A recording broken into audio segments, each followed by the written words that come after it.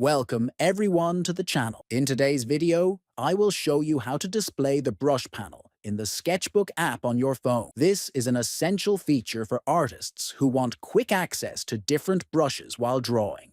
First, open the Sketchbook app on your phone.